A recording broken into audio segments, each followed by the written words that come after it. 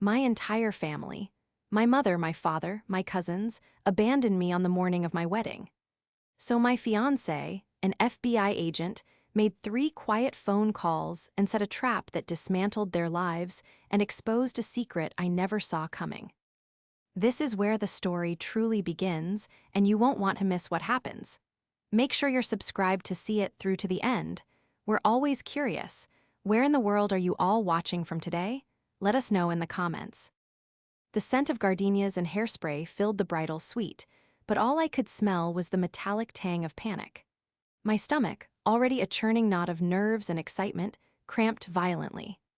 I'd been battling a nasty flu bug for the past week, a fact that had sent my mother, Laura, into a low-grade panic. Now, on the actual morning of my wedding, I felt dizzy and fragile, my skin clammy beneath the heavy satin robe. My maid of honor was downstairs, coordinating with the florist. My fiancé, Jasper, was across the resort, hopefully not as nervous as I was. I was alone, just for a moment, clutching a bottle of water and staring at the intricate lace of my wedding dress hanging on the armoire. That's when my phone buzzed. It was a text. Not from my mom, who was supposed to be here an hour ago, but a group message. From my father, Thomas. Subject, wedding update message. Nancy, after a long and difficult discussion, your mother and I, along with the rest of the family, have decided we cannot in good conscience support or attend your wedding today. We will not be coming. We wish you the best, but this is a boundary we must set. I read it 3 times, the words blurred, reforming into nonsense. Cannot attend.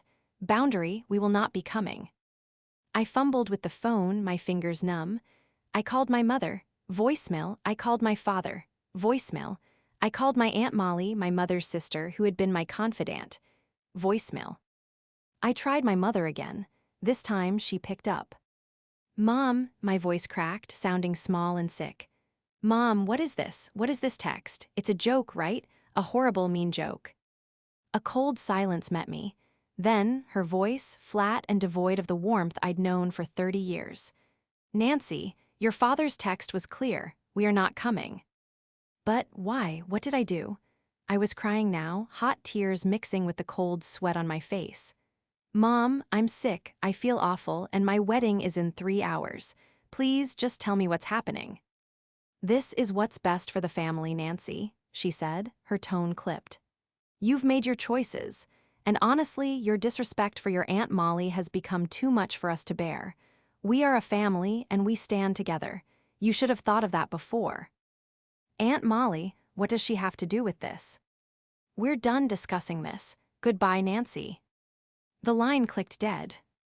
I slid down the wall, the heavy robe puddling around me. My breathing hitched, turning into ragged, painful sobs. My parents, my entire family. Gone, the room was spinning. The gardenias suddenly smelled like a funeral. I wrapped my arms around my knees, a 30-year-old archivist, a bride, reduced to a terrified child. They had left me. They had chosen my aunt over me, on my wedding day, while I was sick and vulnerable. The betrayal was worse than the illness itself. I don't know how long I sat there, shaking, the dead phone clutched in my hand. It felt like hours. The makeup artist knocked, called my name, and I just whispered "go away" through the heavy door. The silence that followed was heavier than my dress. The door opened, not with a knock, but with the quiet swoosh of a key card. Nancy. It was Jasper, my fiancé. He was already in his tuxedo trousers and a crisp white shirt, his jacket slung over one arm. He was 34, and in his line of work, behavioral analysis at the FBI, he had a reputation for being unnervingly calm, for seeing the patterns everyone else missed. But the second he saw me crumpled on the floor, his face changed. The professional calm vanished, replaced by pure, unfiltered concern. Hey, what is this? He was across the room in 2 strides, kneeling in front of me, his hands gently prying my phone from my grip. Are you sick? Did the fever spike? I couldn't speak. I just shook my head, unlocked the phone, and showed him the text. I watched his face as he read. Jasper is not a man of dramatic expressions. His training is all about control, but I saw the muscles in his jaw tighten. I saw his eyes go from warm and loving to cold and analytical. He read the text, then scrolled to my call log, seeing the string of voicemail and call ended. He looked at me. "Your mother, you spoke to her."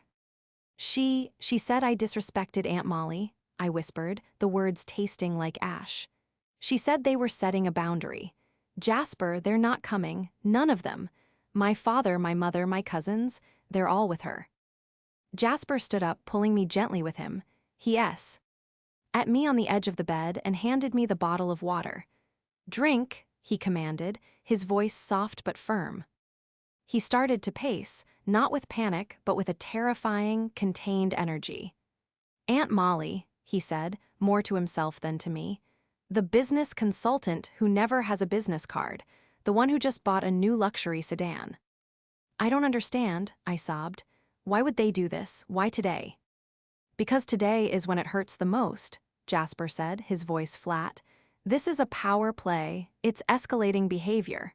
He stopped pacing and looked at me. "Nancy, I need you to trust me. I need you to let me handle this." "Handle what?" "Calling them, begging them." "No," he said. He picked up his own phone. "I'm not going to beg. I'm going to make some observations." He dialed my mother. He put it on speaker. It rang twice and she picked up. "What, Nancy? I told you." "Laura, this is Jasper." The line went utterly still. My mother, a retired nurse, had always been a little intimidated by Jasper. His quiet confidence and his job title made her nervous. "Jasper," she said, her voice instantly losing its cold edge, now sounding flustered. I'm sorry you're in the middle of this. This is a family matter."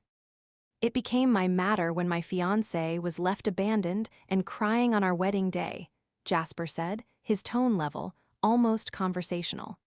"I'm trying to understand the boundary you're setting. What specific event triggered this?" It's an accumulation," Laura stammered. "Nancy has been so dismissive of Molly.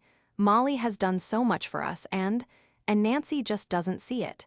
She said Nancy was trying to isolate her from us and we have to stand by her." "I see," Jasper said.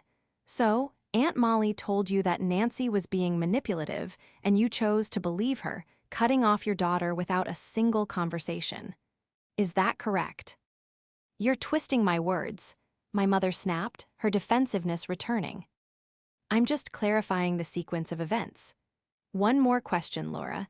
Has Molly recently asked you or Thomas for money, or perhaps given you a large sum of money?" There was a sharp intake of breath. "That is none of your business. We are done here. Don't call again." The line went dead.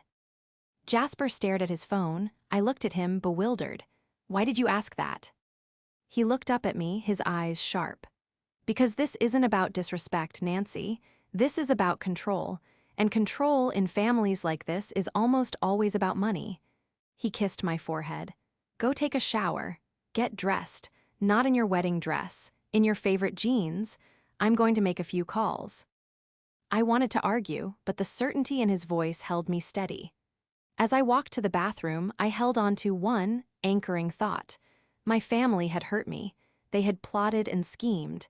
But they had forgotten one crucial thing. They had forgotten who I was marrying. As the hot water sluiced over my skin, I tried to make sense of the senseless. My family.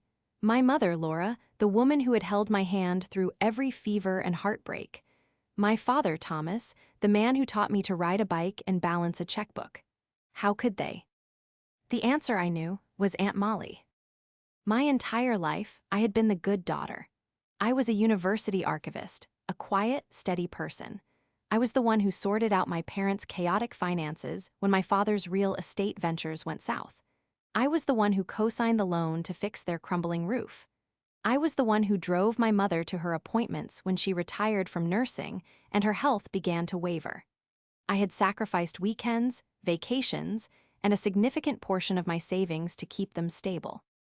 Aunt Molly, on the other hand, was chaos personified. She was my mother's younger sister, and she vibrated with a restless, envious energy. She drifted through life, leaving a wake of failed pyramid schemes, consulting gigs that vanished overnight, and short, intense relationships. She was 55 but dressed like a 30-year-old, all sharp angles and flashy labels. For years, her envy had been a low hum in the background of our lives. It was rooted, I knew, in an old inheritance dispute. My grandmother had left the family home to my mother, her eldest, seeing her as the stable one. Molly, who had been living there rent-free, was forced to move out. She never, ever forgave my mother, or me, by extension, for being the perfect daughter of the chosen sister. Her visits were always disruptive. She'd sweep in, criticize the curtains, ask my father leading questions about his commissions, and give me backhanded compliments. "Oh, Nancy," she'd say, looking me up and down, "it's so brave of you to be in such a stable field. I'd be so bored, but it's perfect for you." When I started dating Jasper, her behavior intensified. At first, she was fawning. "An FBI agent? How thrilling! Jasper, you must have so many secret, dangerous stories." He'd lean in too close, touching his arm, asking inappropriate questions about his work. Jasper, trained to read people, was polite but impenetrable. He'd smile and say, "It's mostly paperwork, Molly." This, of course, only made her try harder. When she realized she couldn't charm him, her comments turned acidic. "Be careful, Nancy," she'd whisper to me at family dinners. "A man with that much power, they hide things. You don't really know what he's capable of." She'd make pointed remarks to my parents about Jasper's secretive nature and his judgmental eyes. In the last 6 months, she had become my parents' shadow. She was always there, driving my mom to the store, helping my dad with his client database. I thought it was odd, but I was busy with wedding planning and my job. I'd assumed she was finally trying to be helpful. Now, standing in the steam-filled bathroom, I saw the truth. It wasn't help. It was an infiltration. She had systematically positioned herself as their primary caregiver, their confidant. She had isolated them, feeding them a steady diet of poison about me, painting my independence as abandonment and my fiancé's quiet nature as arrogance. She had been building her case, waiting for the perfect moment to strike. And she had found it, my wedding day. The one day where my emotional devastation would be absolute. I walked out of the bathroom in jeans and a sweater, my hair still damp. The bridal suite, once a beacon of joy, felt like a prison. The beautiful dress on the armoire seemed to mock me. Jasper was sitting at the small desk, his laptop open. His suit jacket was now neatly hung, his tie loosened. He looked less like a groom and more like the agent he was. He was on the phone, his voice low and professional. "I understand," he was saying. "No, this is not an official bureau inquiry. I am calling as a private citizen, a data analyst, conducting due diligence for a family matter. Yes, the name is Molly R. Sanderson. Thank you for your time." He hung up and typed rapidly. I felt a shift inside me. The fog of grief and shock began to recede, replaced by a cold, sharp anger. My aunt had planned this. She had poisoned my parents and weaponized their love to destroy the most important day of my life. I was not a victim. I was an archivist. I dealt in facts, in history, in piecing together the truth from disparate, forgotten documents. "What did you find?" I asked, my voice steady. Jasper looked up and a small, proud smile touched his lips. "There she is. I was wondering when you'd get here." He motioned me over. "You were right to be suspicious of her consulting business. It doesn't exist. Not legally. There's no LLC, no tax ID, no registration with the state. So she's just lying. Worse, she's hiding. I ran a standard asset check. The new car she's so proud of, it was paid for in cash. $52,000, 3 weeks ago." I gasped. Where would she get that kind of money? "That's the question," Jasper said. He opened a new window. "Your parents, you mentioned you helped them with their mortgage. Do they have significant savings?" "No, not really," I said. "My dad's commissions are sporadic. My mom has her pension, but..." "Oh." "What?" "They have their retirement account. The one my grandfather left them. They never, ever touch it. It's their sacred cow. It's got to be over $60,000. Jasper's fingers flew across the keyboard. He wasn't hacking, Jasper was meticulously ethical. He was using publicly available databases and credit header information, tools accessible to any licensed investigator, which, as it happened, he was. Thomas and Laura Anderson, he murmured. No recent major withdrawals, no new liens, no. Wait, he squinted at the screen. A new holding company was registered 6 weeks ago, L&T Legacy Holdings, LLC. The registered agent is Molly Sanderson. The blood drained from my face. LT Laura and Thomas. She moved their money, Jasper said, his voice grim. She convinced them to transfer their retirement fund into a shell company that she controls. But why? I cried. Why would they do that? Because she told them a story, Jasper said, turning to face me. She's an artist of persuasion. She likely told them I was the threat, that I was a secretive federal agent who could seize their assets, or that you were untrustworthy, that you were trying to get them to sign their money over to you. She presented herself as the only one who could protect their legacy, and they believed her. The pieces clicked into place. The abandonment, the text, it wasn't just spite, it was cleanup. She had to sever their relationship with me completely, I said, the words tasting foul. If they came to the wedding, if they saw me, if they talked to me, I might have undone her work. She had to make the break absolute. She had to make them choose. Exactly, Jasper said. She has them financially and emotion. Ally captive. So what do? I felt a terrifying, helpless rage building. We call the police. Not yet, Jasper said, closing his laptop. The police will see this as a civil family dispute. They'll say your parents gave her the money willingly. No, we don't need a search warrant. He stood up and grabbed his phone. We have something better. We have a behavioral profile. And now we have leverage. He looked at me, his eyes dark with a protective fury I had never seen. She thinks she's smart, but she just committed wire fraud, and she did it in the backyard of a federal agent. He stepped out onto the balcony, his phone to his ear. I'm going to make 3 quiet calls, Nancy. Go downstairs, order us some coffee. This, he said, is no longer your wedding day. It's a professional operation. Jasper's first call was not to my parents. It was to my father's business partner. Jasper was polite, introducing himself as Nancy's fiancé, a financial analyst, just calling to confirm some details for a wedding gift. Within 5 minutes, he had confirmed that my father, Thomas, had been distracted for weeks, obsessed with protecting his assets and liquidating his stake in their shared real estate office, all at the urging of his brilliant sister-in-law, Molly. His second call was to a colleague at the bureau, one who worked in the white-collar crime division. I heard snippets. Hypothetical, of course. Elder manipulation. Shell LLC. Unregistered consultant. Transfer of retirement funds. He listened, nodded, and hung up. The third call, I knew, was to my father. I sat on the plush sofa, clutching a cold cup of coffee, my heart hammering. Thomas, this is Jasper. He was using his agent voice, calm, deep, and utterly devoid of emotion. I'm not calling about the wedding. I'm calling about L&T Legacy Holdings. A long silence. Jasper just waited. I'm calling, Jasper continued, because in my line of work, I analyze financial patterns. And the pattern I'm seeing here is identical to a predicate for felony wire fraud and financial elder abuse. I'm sure it's just a misunderstanding. But the transfer of your entire retirement fund to a newly formed, unregistered entity controlled by an individual with no financial credentials. It raises flags. I could hear the faint, tinny squawk of my father's voice.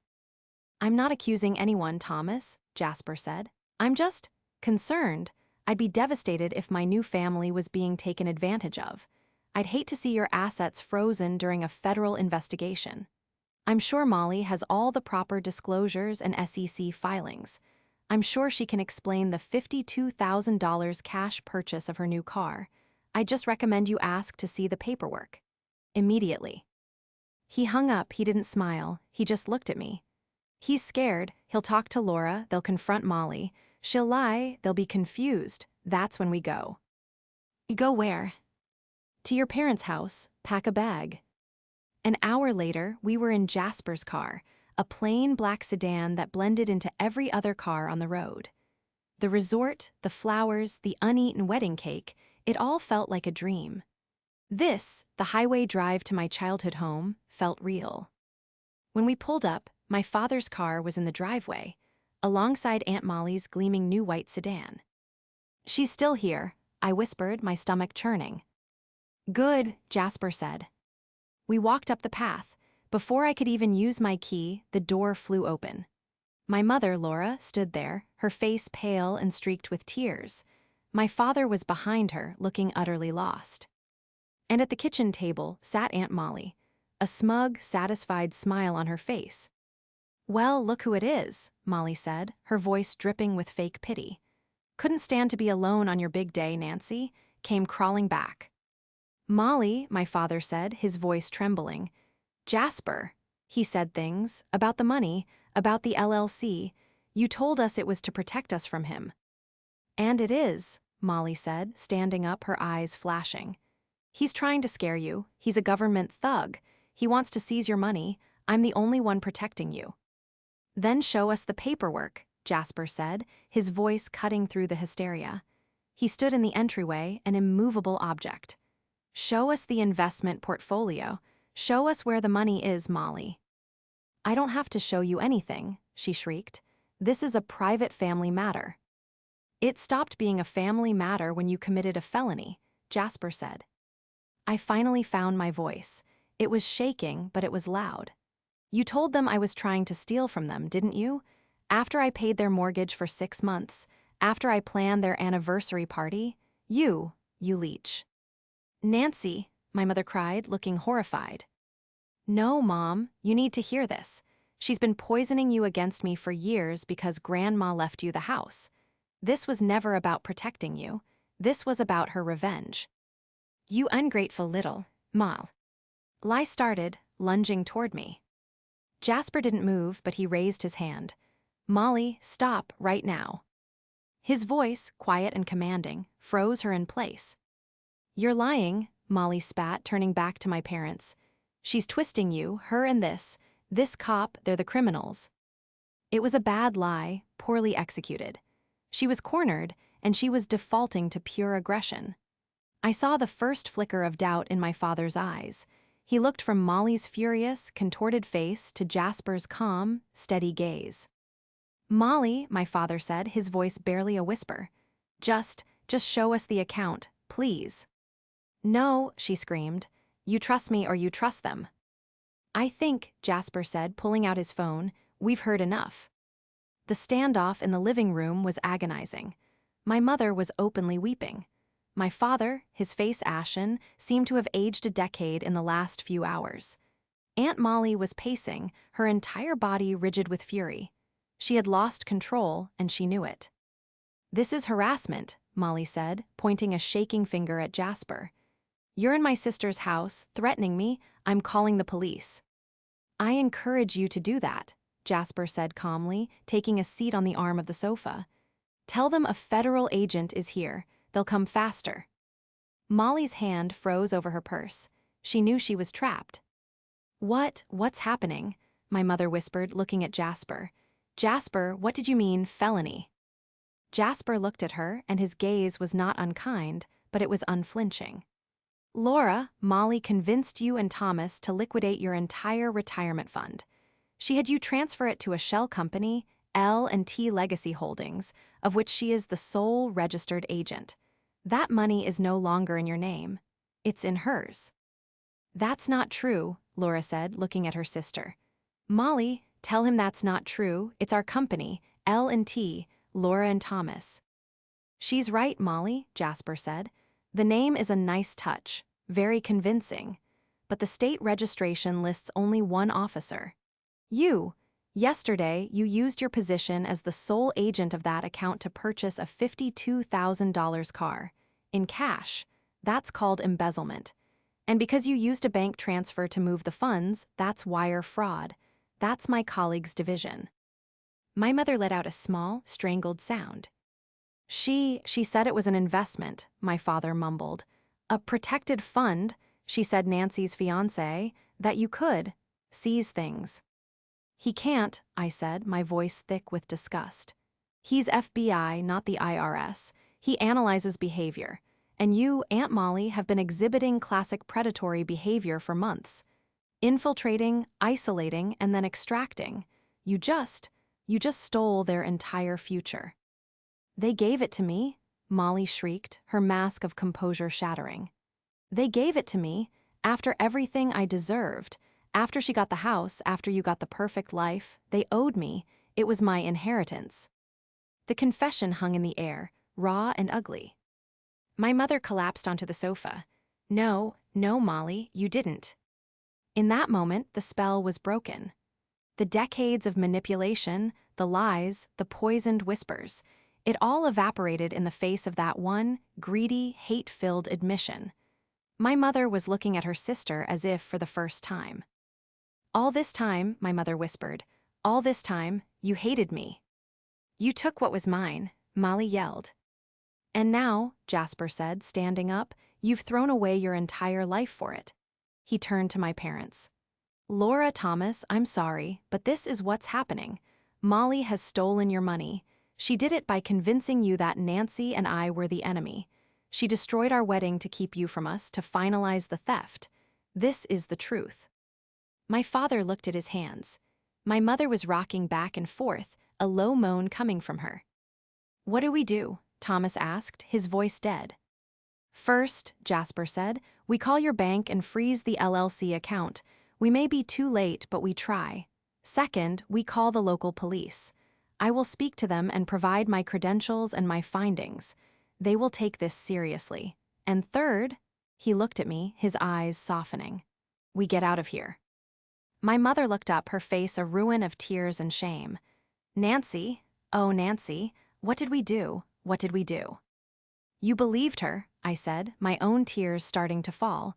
It wasn't triumph I felt. It was a profound, aching sadness. You chose to believe the worst of me. We can fix this, Laura cried, lurching forward, grabbing my hand. We can fix this. We'll go to the wedding. I pulled my hand away. The wedding? Mom, the wedding was at 10 o'clock this morning. It's 4 in the afternoon. It's over. The finality of that statement broke her. She fell back, and for the first time, my father moved. He moved to sit next to his wife, pulling her into his arms as she sobbed. They looked old and frail and utterly broken. Aunt Molly just stew. Dee there, her face white with rage and finally with fear. The days that followed were a blur. The wedding was, of course, canceled.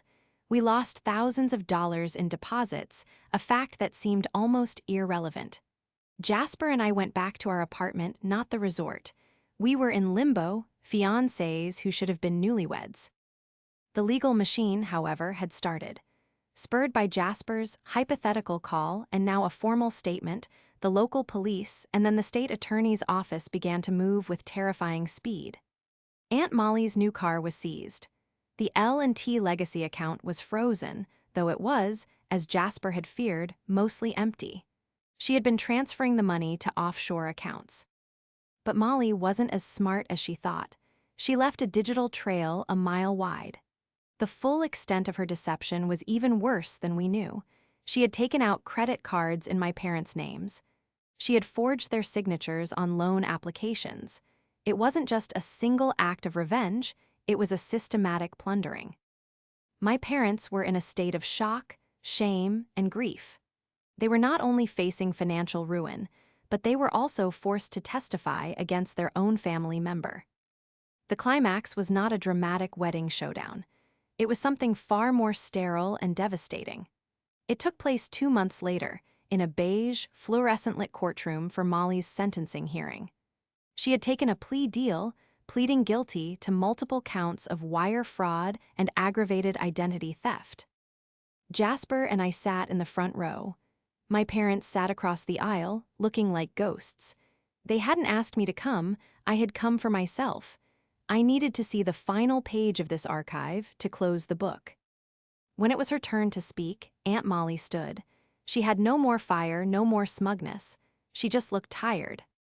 I know what I did was wrong, she said, reading from a prepared statement, her voice flat. I let old family wounds, I let my jealousy, I made terrible mistakes, I'm sorry. The judge, a stern woman who had clearly read the entire file, was unmoved. Ms. Sanderson, the judge said, these were not mistakes. This was a calculated, malicious campaign. You targeted your own sister and her husband. You financially, and I would argue emotionally, destroyed them. You weaponized their trust. And as a final, cruel act, you convinced them to abandon their own daughter on her wedding day. That goes beyond greed. That is a profound, calculated cruelty. Molly finally looked at us. Her eyes met mine. I saw no remorse. I saw only dull, bitter resentment. She was sorry she got caught. The judge delivered the sentence. 7 years in a state correctional facility. Aunt Molly's face crumpled. This was real. This was the consequence. As the bailiff moved forward, she looked at my mother. Laura, please, don't let them, tell them, sister. My mother, Laura, just shook her head, tears streaming down her face. Goodbye, Molly. My father put his arm around my mother. They were broken, but they were together. As Molly was led out of the courtroom, a strange, quiet peace settled over me. It was done. The poison had been excised. I reached over and took Jasper's hand. He squeezed it, his thumb rubbing the bare skin of my ring finger. We stood up and walked out into the bright afternoon sunlight. My parents were standing on the courthouse steps, looking lost. Nancy, my father said, his voice thick. I just nodded at them. I had nothing left to say, not yet. We're so sorry, baby, my mother wept. We'll pay you back, every penny you lost on the wedding. We'll work. It's not about the money, Mom, I said, my voice quiet. It never was, it was about the trust, you broke it. I know, she whispered. Is it broken forever? I looked at Jasper. He gave me a small nod, a look of pure support. It was my call. I don't know, I said honestly. I really don't know, but I'm willing to find out. Someday, just not today. I turned and walked away with my fiancé, leaving my parents to reckon with the ruins of the family they had helped to break. The downfall of Aunt Molly was total. She was in prison. Her name was a stain on our family's history. The legal trouble and financial ruin were absolute. The small amount of money recovered from her accounts was returned to my parents, but it was a pittance. They had lost their life savings. My father, humbled and ashamed, came out of his semi-retirement and went back to work full-time, taking every client he could. My mother, unable to face her old friends, began volunteering at a soup kitchen, perhaps as a way to atone. They sold the family home, the very one that had started all this, the one Molly had envied so much, and moved into a small condo. The reconciliation was not a single, heartfelt scene. It was a slow, agonizing, and messy process. It started with a cup of coffee a month after the sentencing. My parents sat across from me and Jasper. In a neutral cafe, their shame palpable. We have no excuses, Nancy, my father said, his hands wrapped around his mug. She preyed on our fears. My fear of not having enough, your mother's fear of being alone.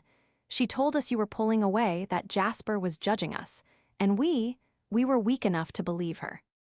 We wanted to believe her, my mother added, her voice soft. It was easier than admitting we were scared. It was easier than facing our own failures. And in doing so, we failed you. I will never, ever forgive myself for what I said to you on the phone that morning. I looked at these two people, my parents, and I didn't feel the burning anger anymore. I just felt a deep, profound pity. They were victims, too, not just of Molly, but of their own insecurities. I forgive you, I said, and the moment I said it, I realized I meant it. But I won't forget. The trust is gone. We have to build a new one from nothing.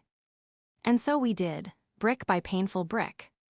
6 months after the first disastrous day, Nancy and Jasper got married.